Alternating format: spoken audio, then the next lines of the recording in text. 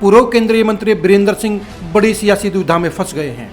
2014 में BJP join करने वाले वीरेंद्र सिंह का मन बीजेपी से भर चुका है और वो नया रास्ता तलाश रहे हैं। वीरेंद्र सिंह के लिए दुविधा यह है कि वे खुद बीजेपी छोड़कर कांग्रेस में जाना चाहते हैं, लेकिन उनके बेटे सांसद बृजेंद्र सिंह उनका साथ नहीं देना चाहते।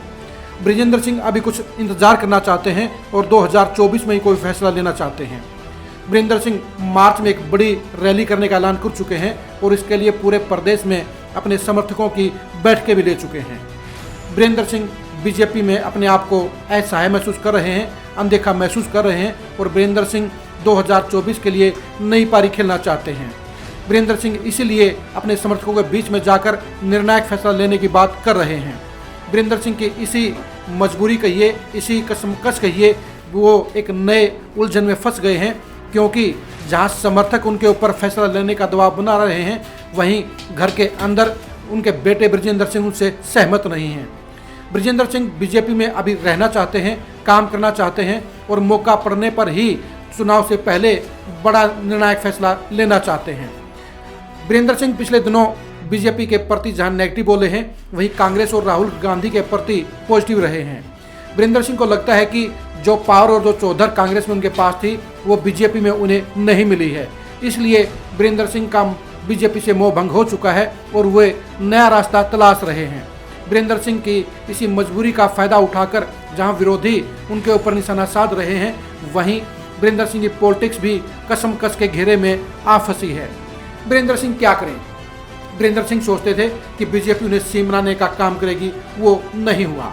वीरेंद्र सिंह सोचते थे बीजेपी उनके बेटे बृजेंद्र सिंह को मंत्री बनाएगी, वो भी नहीं हुआ।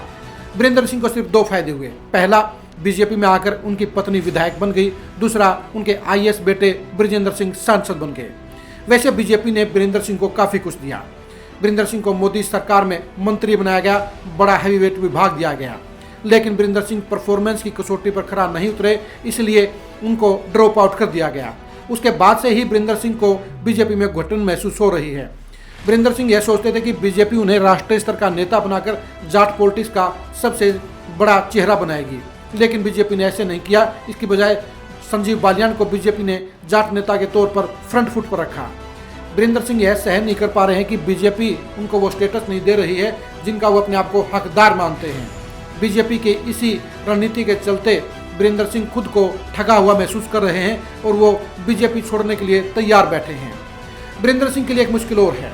वीरेंद्र सिंह का खुद का हल्का उचाना गठबंधन की सहयोगी पार्टी जेजेपी की मुखिया दुष्यंत चौटाला के पास है। अगर गठबंधन रहता है, वीरेंद्र सिंह और उनके बेटे दोनों के लिए ही ना तो लोकसभा बचती है और ना ही विधानसभा बचती है। ऐसे में उनके सामने बेरोजगारी का खतरा पैदा हो जाएगा। वीरेंद्र सिंह को यह रिपोर्ट मिल चुकी है कि बीजेपी लोकसभा चुनाव में उनके बेटे बृजेंद्र सिंह का टिकट भी काट सकती है। इन तीनों कारणों के चलते वीरेंद्र सिंह बीजेपी छोड़कर कांग्रेस में जाने की सोच रहे हैं, लेकिन बृजेंद्र सिंह उनसे पूरी तरह सहमत नहीं है। बृजेंद्र सिंह मौके पर ही चौका मारने के इच्छुक हैं। वो चाहते हैं कि अभी 1 साल और बीजेपी में रहकर सांसद के तौर पर विकास कार्य कराए जाएं और उसके बाद मौका पड़ने पर ही फैसला लिया जाए।